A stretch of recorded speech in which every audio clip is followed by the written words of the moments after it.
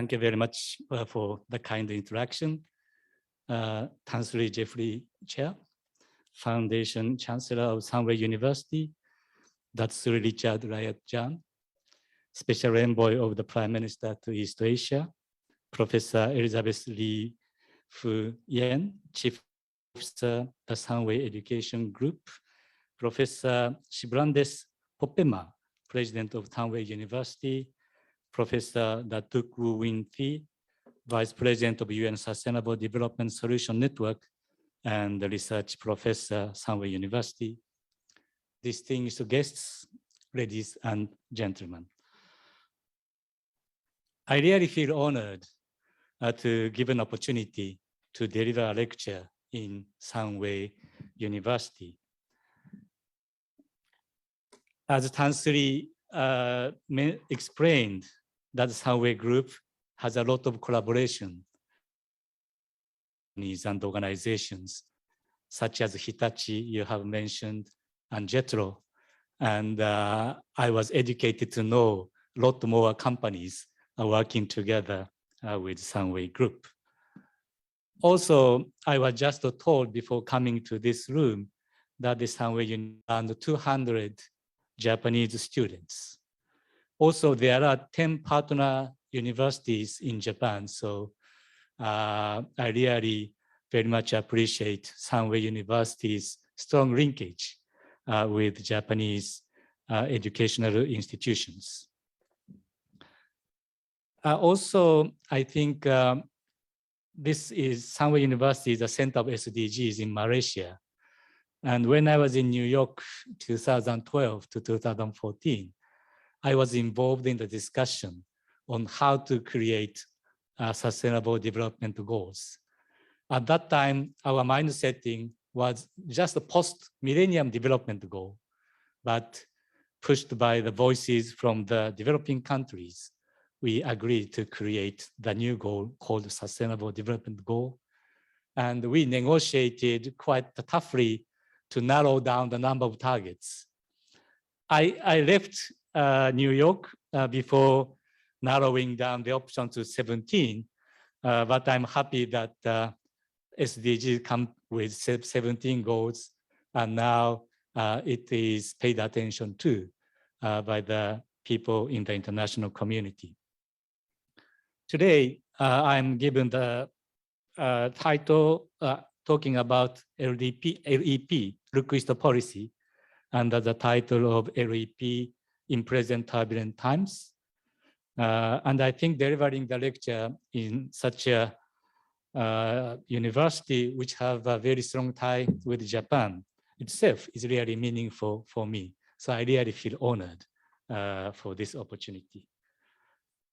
Outline of my lecture is already on display, and I'm going to proceed with this sequence.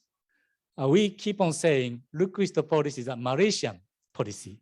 It was started by the Malaysian government 40 years ago. And Tansri has mentioned about the understanding of Malaysians on request policy, but we usually say in our understanding, it was 1982, and the venue was Majeka-Jamaica Joint Conference held in Kuala Lumpur. Majeka is a Malaysia-Japan Economic Association, and it has a counterpart association in Japan called Jamaica, and they have annual meeting. And in this joint annual conference, Prime Minister Mahathir came to the meeting and spoke in front of us.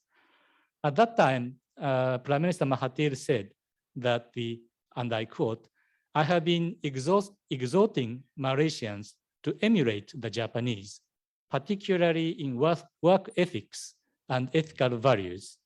And we have come to realize that the basis of your rapid development is your sense of commitment, the willingness to work." Afterwards, the Malaysian Prime Minister's office described request policy as follows. It was written in Malay, but according to the English translation, and I quote, "This policy means the government of Malaysia will make steady research, and the selection of the best examples and role models from Japan and Korea by adapting it to the conditions in Malaysia. I have a feeling that what Dr. Mahathir was aiming at originally when he talked about LEP seems to be bigger than the. But whatever the definition is, Japan decided to help and facilitate Malaysia to implement request policy positively since then. And we really feel honored that this request policy continue up until now. In the past 40 years, a lot of achievement was made through the request policy, but usually I start with numbers. Malaysian students and government officials who studied in Japan under this request policy program is more than 26,000. This number itself can be a very huge number.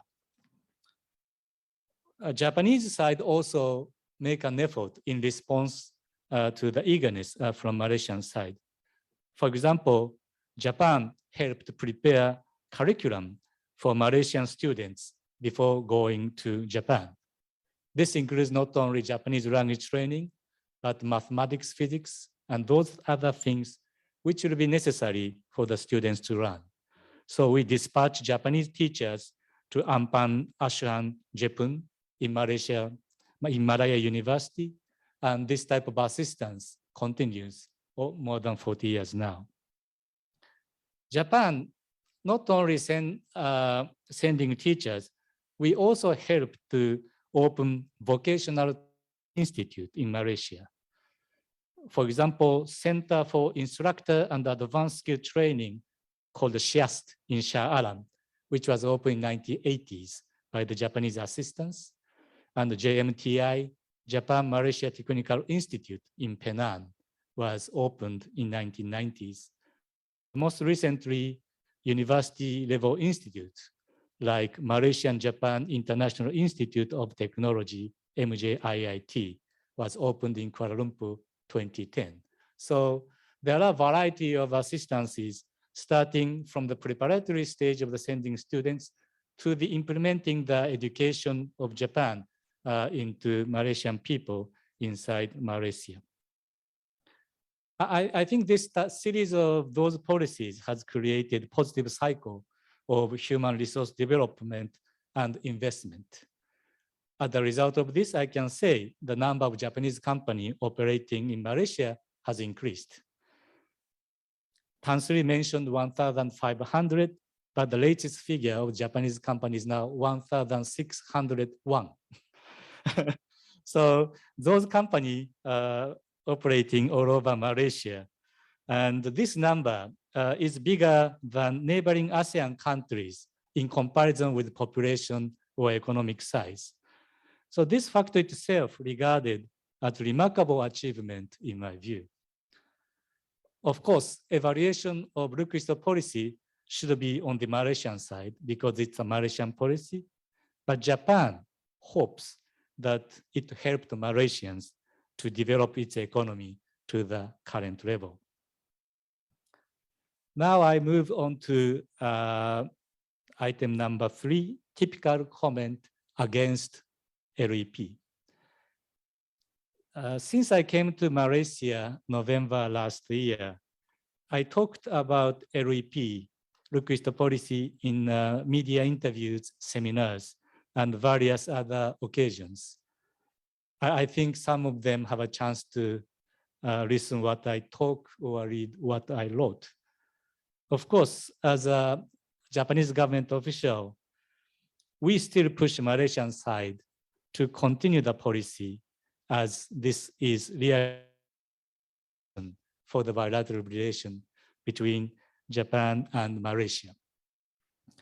Of course, I hear a lot of supportive reactions on request policy, but it is also true that there are some comments against or casting doubt on request policy. Therefore, it may be fair before I talk about next steps of Look-East policy, to introduce two types of major comment I encountered and put forward my views toward them. Comment number one is Malaysia no more needs to learn from other countries. Or in other way, if I put it, Look-East policy as a policy to learn something from outside is not relevant any longer. Actually, these people tend to see Look-East policy was wrong from the tend to say in this way when I sit together with them. And these comments are based on the understanding that Look-East policy started with some domestic and political background at that time, when the relation between Malaysia and the United Kingdom was deteriorating. As a reaction, Malaysia rather inclined to look east instead of look west. This says such politically motivated policy is wrong and does not necessarily meet with economic needs. Politically motivated, this may be true.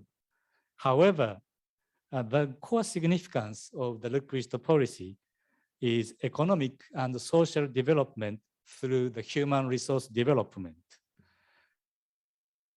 Resource development was quite strong at that time and remain relevant today. 40 years ago, Malaysia needed to promote the transformation of its industrial structure so that Malaysia can create its own industry in addition to traditional ones like palm oil, petroleum, and so on, to strengthen its economy. And Prime Minister Mahathir took a key for it in Japanese culture and ethics. It was 1979 when Mr. Ezra Vogel wrote a book titled Japan as Number One, and many countries paid attention to economic development of Japan at that time. But Malaysia is probably the only country to implement a policy like the Look-East policy at such a large scale for such a long period of time. Another thing I want to mention here is that Malaysia has now developed, and it is quite natural if people start to think Malaysia can go on its own way. If you have a look at the statistics, Malaysia's GDP per capita now already exceeds Japan's GDP per capita 40 years ago when Look-East policy was initiated.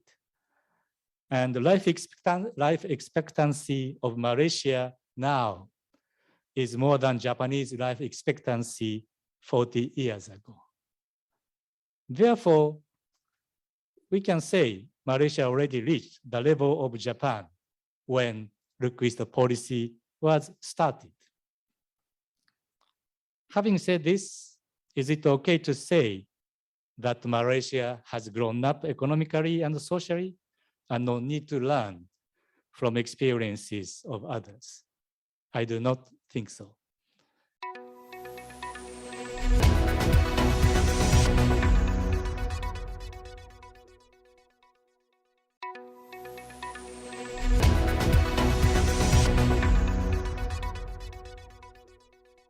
Continue to need imported parts for engine from Japan. Of course, the ratio of Japan made and Malaysia made, now Malaysia made is increasing, but still we need to assemble the parts coming not only from Malaysia, but also from Japan.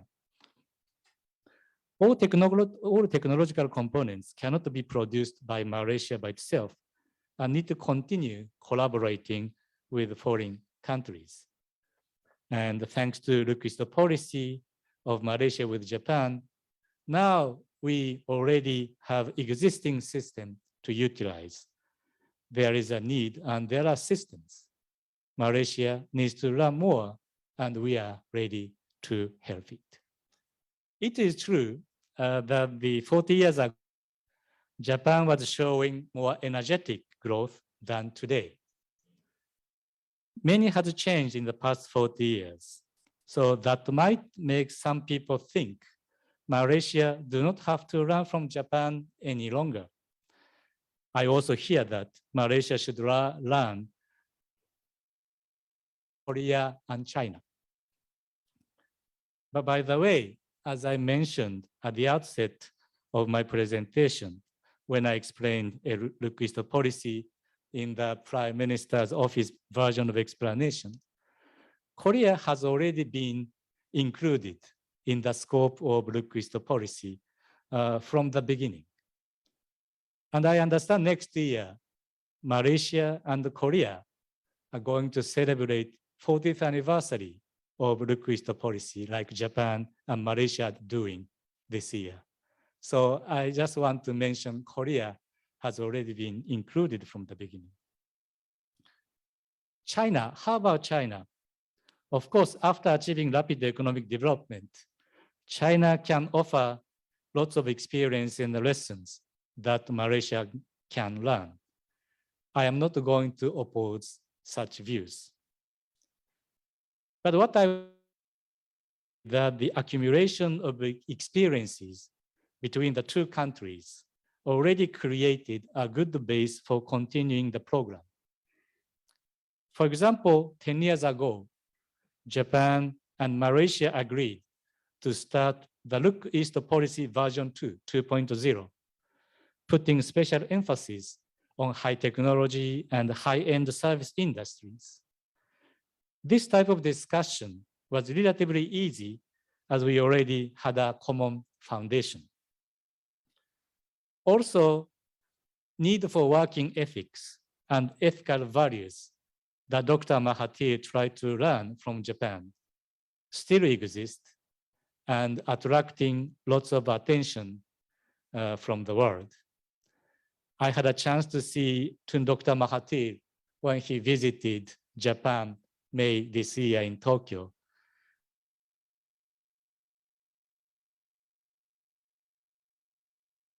And his original intention still remain valid. Even though Malaysia has developed economically and socially, we believe that the Look East policy is still valid as a channel to cooperate in accordance with Malaysia's evolving needs. Japan continues to be ready to help Malaysia as long as we are needed. So I just covered 2 comments against Look East policy, and still we are confident that many Malaysian friends believe that Look East policy should continue. Japan is also ready to help Malaysia as long as needed. But on the other hand, after hearing all those comments after my arrival to Malaysia, I strongly feel that we should not take for granted an existing friendly relations between the 2 countries based upon Look East policy, and rather we need to do more effort to enhance Look East policy to further stage. This was exactly an essence of the conversation between Prime Minister Ismail Sabri and Prime Minister Shinzo Abe when he came to Kuala Lumpur in March this year. I sit together in this meeting and I will remember that almost 2 hours, both leaders how to enhance this Look East policy. Also, Prime Minister Ismail Sabri's visit to Japan in May was an important milestone for Look East policy. At the summit meeting, the 2 leaders concurred with the further development of Look East policy, taking into consideration the demands of the times. Dato Sri Richard Riot was among the witnesses of this conversation together with me in Tokyo. So we have people who know how we are going to conduct our Look East policy in this hall. So I go to the 4th item, Look East and go beyond. I mean the Look East policy from now. So 2 governments confirmed that we will continue the Look East policy. So I'm now in the position to promote request policy. And the following, what I'm going to say from now is our idea how to move forward from now on. Yeah, I put the title Look East and Go Beyond. Beyond what? I'm going to elaborate. Under this title, modifying scope and modifying relationship. Both modifications have two approaches each. First, modifying scope.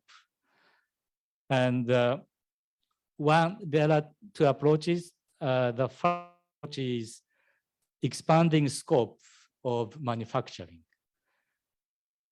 As everybody aware here, request policy focused on manufacturing from the outset.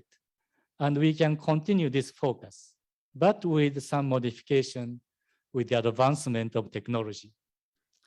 This is similar with what happened on request policy version 2, which I have just mentioned almost 10 years ago. And putting new elements is one of the main topics between the two prime ministers meeting in May. Two prime ministers discussed elements such as digital, cybersecurity, 5G, and renewable energy.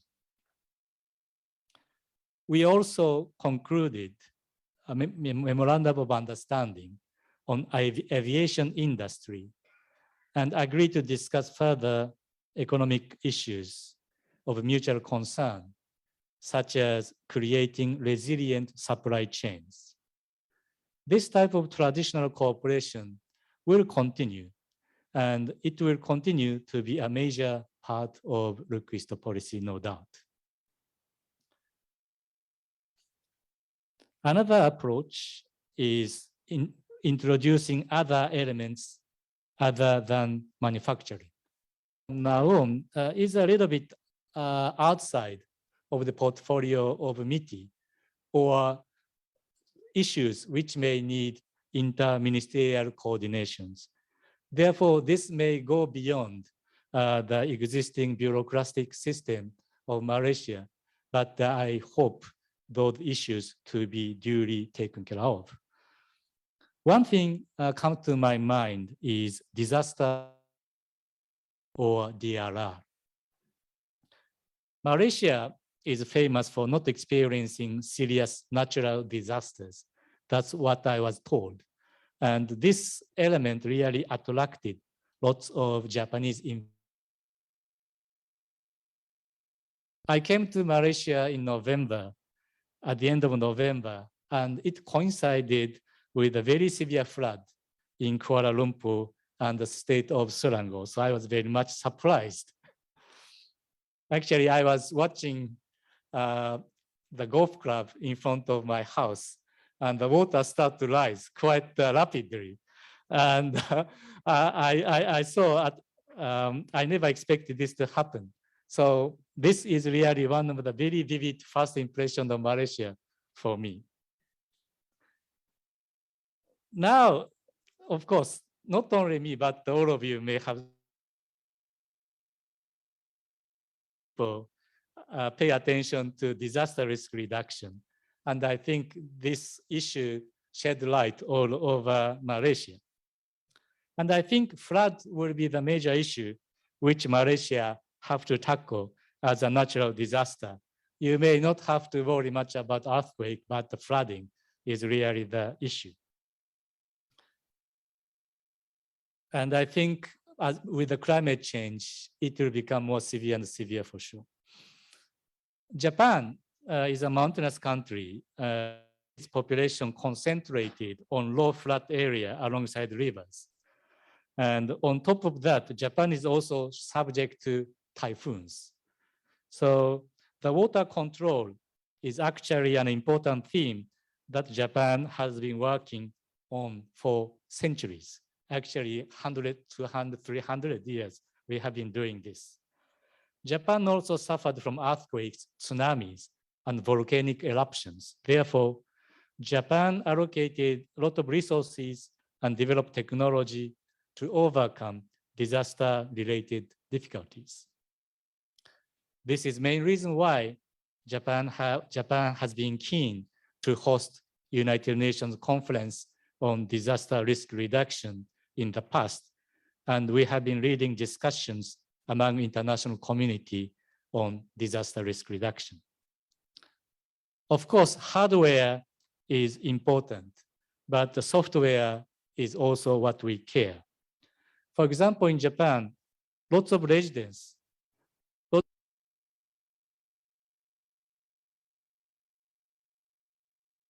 clearly marked evacuation sites in the event of the disaster, and even CCTV that allows residents to check river conditions.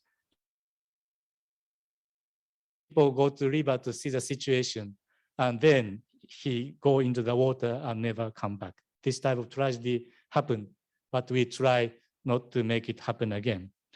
So those efforts enabled residents to evacuate quickly in the event of the disaster. Furthermore, it has raised awareness of disaster prevention, and a lot of people start to implement evacuation drills. So I think this need will become more important in Malaysia. To Malaysia, now discussion going on with Japan on how to upgrade the smart tunnels. You have a few smart tunnels, but I think smart tunnels and reservoirs will be needed as a hardware. How to construct sabo structure in mountainous area. Sabo is Japanese words, but this is a small scale dam, which was put in a small river, which can prevent the landslide to happen.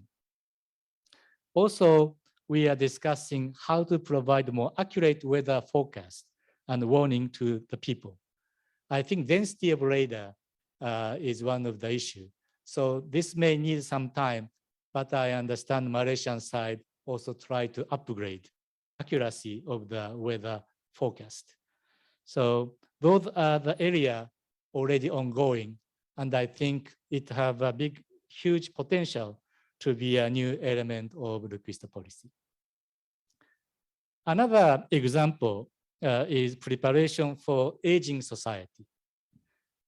Aging may be a relatively new issue for Malaysia, but we started to see lots of related articles in various media.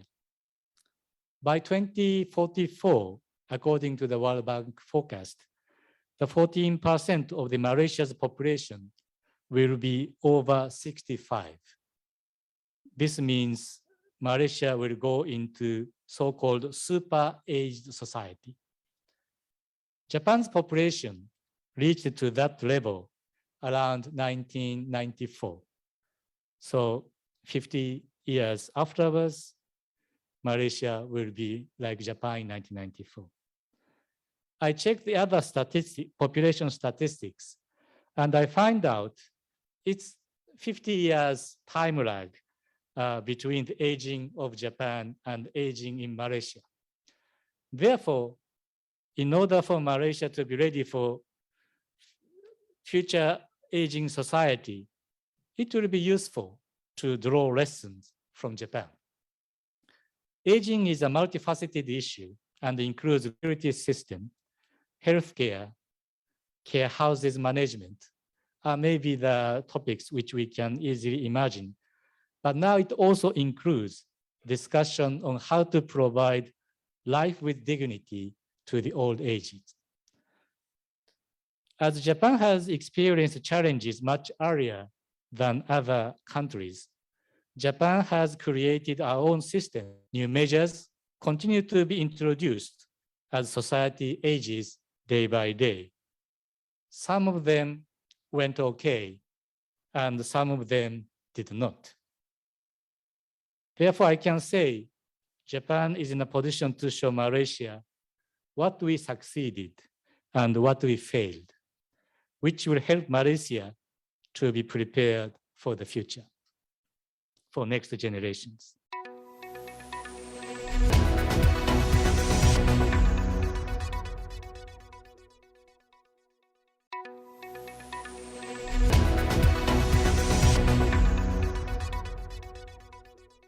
In this context, I just want to mention one small step.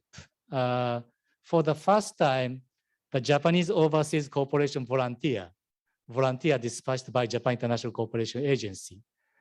One lady who is coming from Japanese care house is now working as an advisor to care house in state of Selangor.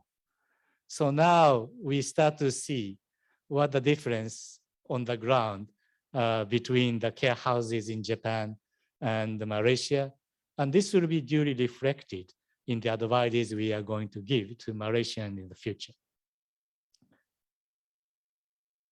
So those are the two approaches of modifying scopes. And I want to talk about two approaches about modifying relationship. The first approach is to make the request policy two ways. Traditional request policy used to pay attention to dispatch Malaysian students, government staff, and businessmen to learn in Japan, mainly manufacturing sector. Traditional request policy has been one way from Japan to Malaysia. We may be able to say, in other words, donor and recipient. However, we should look at the policy under the new setting. Just before COVID-19 started in 2019, Japanese tourists visiting Malaysia was 400,000 annually, while Malaysians visiting Japan was 500,000, almost equal. Also, number of Malaysian students and Japanese students in Malaysia was almost balanced with 3,000 students each. Now, without being noticed so much, our relation, in particular people-to-people relation, has already become more balanced than we tend to believe. I also want to mention that as more Japanese comes to Malaysia than before, now is a good time for us to learn from Malaysia.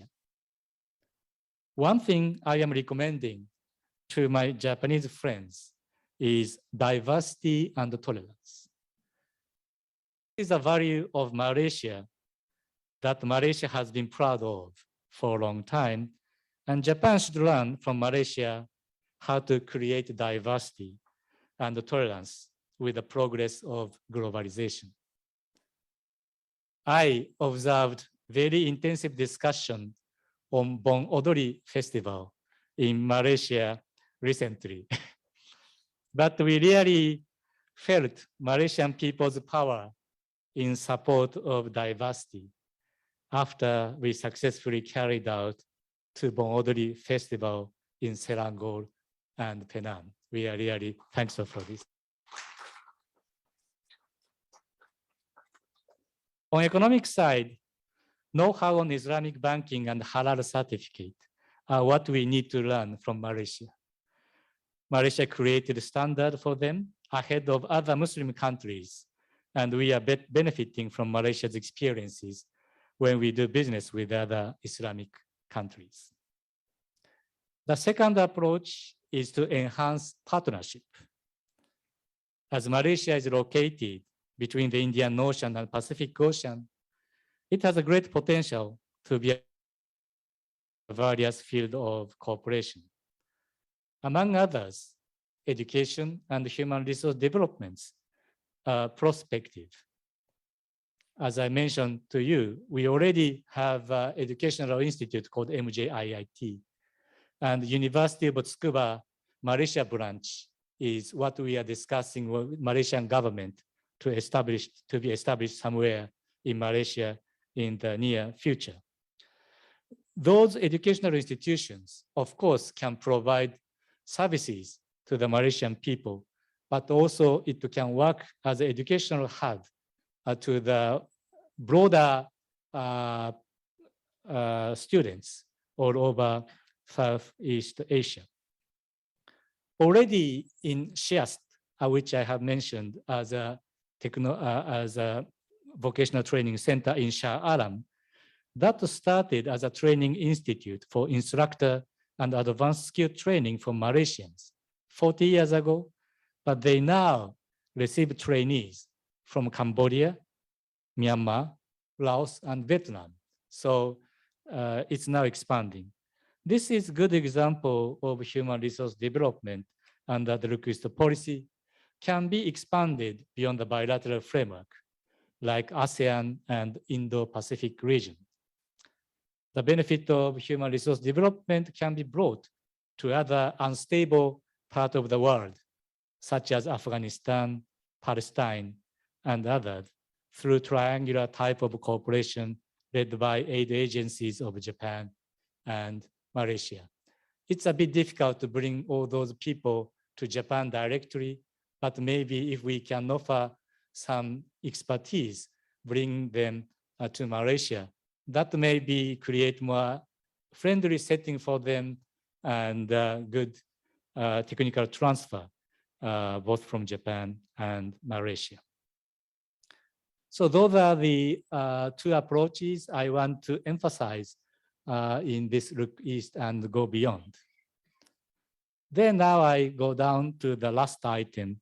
What do we do in this turbulent time?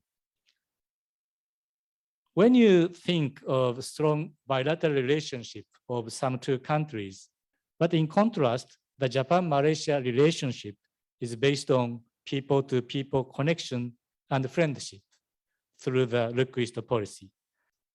We often come across anti-globalization sentiment. And I don't know how many media people are here today, but some media people rather try to agitate me in responding growing anti-globalization sentiment. But that is not what I favor to do.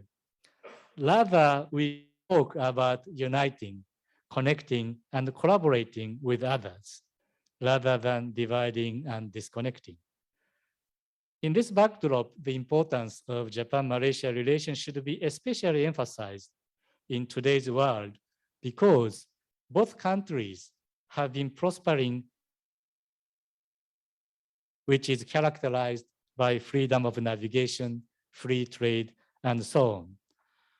That is one reason why we think concept of free and open Indo-Pacific, we call it FOIP, is becoming more important.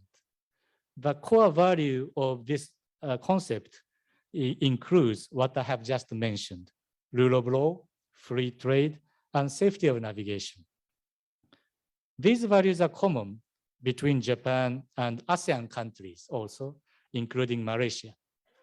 Japan really sees FOIP should be maintaining centrality of ASEAN in line with ASEAN Outlook for Indo-Pacific, AOIP, similar concept with the FOIP made by ASEAN countries. The effort made by so-called Quad is also noteworthy. Although Japan, United States, Australia, and India do not always implement projects under Quad umbrella together, but Quad countries are implementing projects individually or collectively in areas such as COVID-19, cybersecurity, and climate change, so that the region can strengthen foundation to keep free and open Indo-Pacific.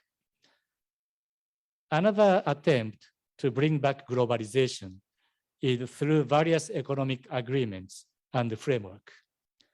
In this context, we welcome Malaysia's participation to RCEP and waiting for the Malaysia's ratification of CPTPP.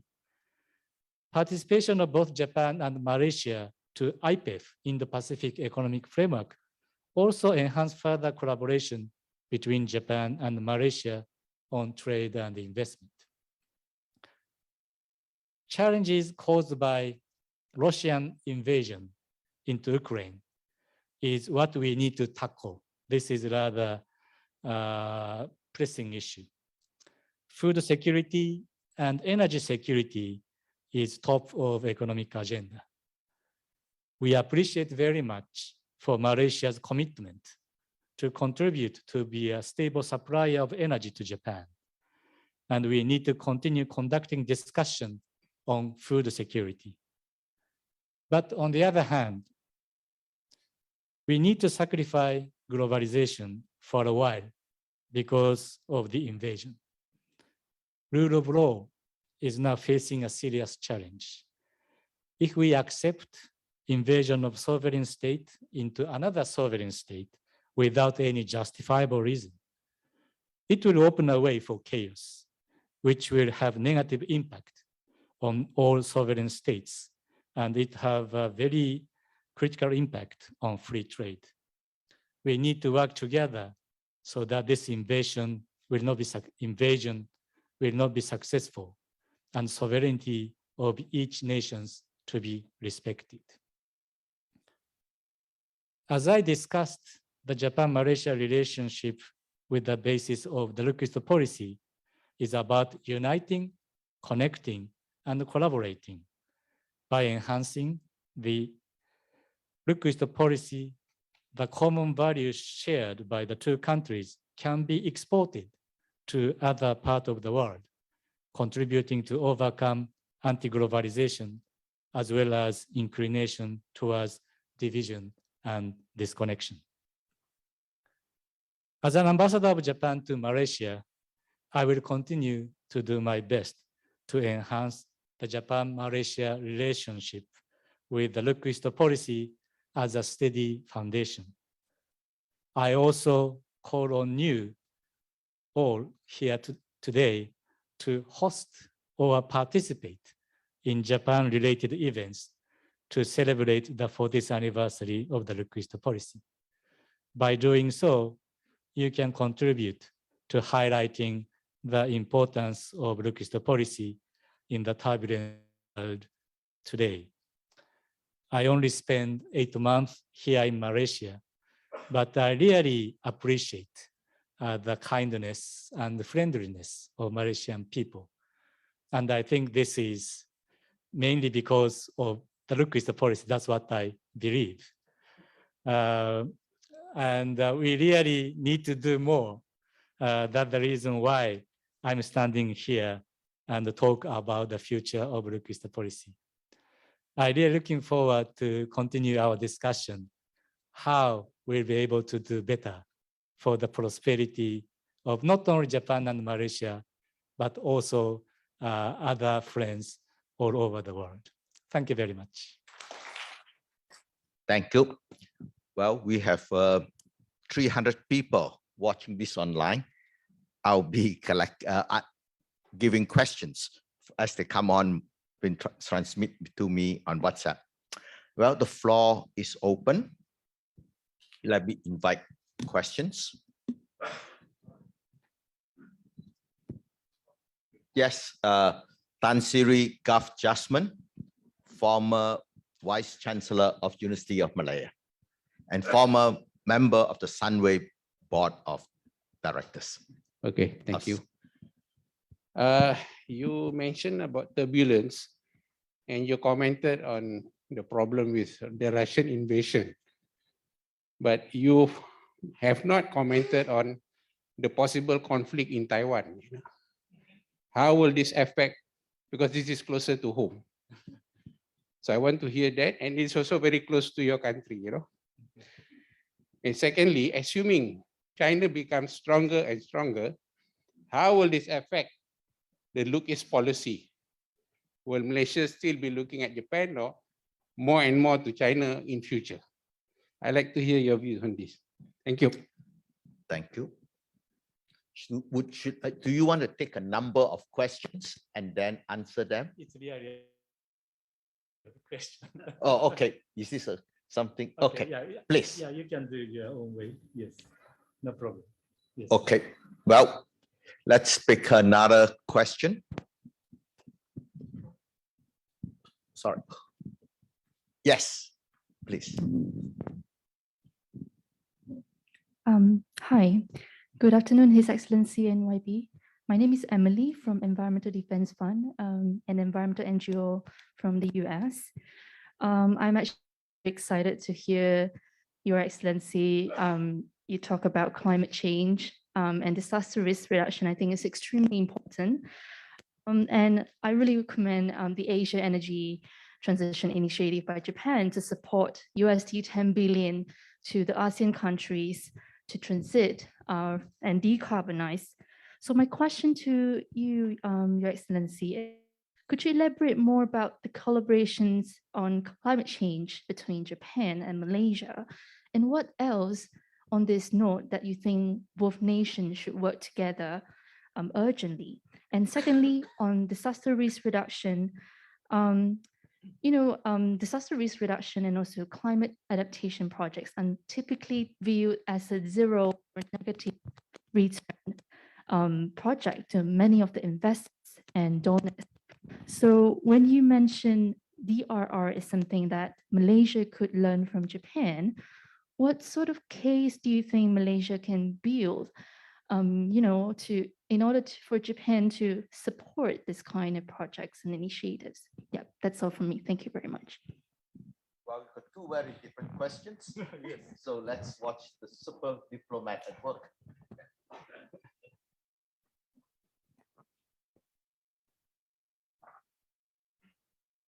Yeah, thank you very much for two completely different questions. But let me start with the first one. Yes, when I prepared this lecture, Taiwan crisis is not in front of us. So rather, I put more focus on the Ukrainian crisis. But at least what we have to say is what is value we have to follow, and the rule of law comes first, and it has to be accompanied with free trade and safety navigation. This is really important for maritime nations to survive. Of course, Malaysia also surrounded by the sea, so I see the maritime nation. And of course, Taiwan, we cannot call it nations, but also the economic situation is quite similar. Therefore, I think challenge is the same, how we can enhance the importance of rule of law and safety of navigation for overall economic situation worldwide. When the Ukrainian crisis had happened, of course, Russia tried to create a narrative that we are not doing anything wrong for the disruption of international trade.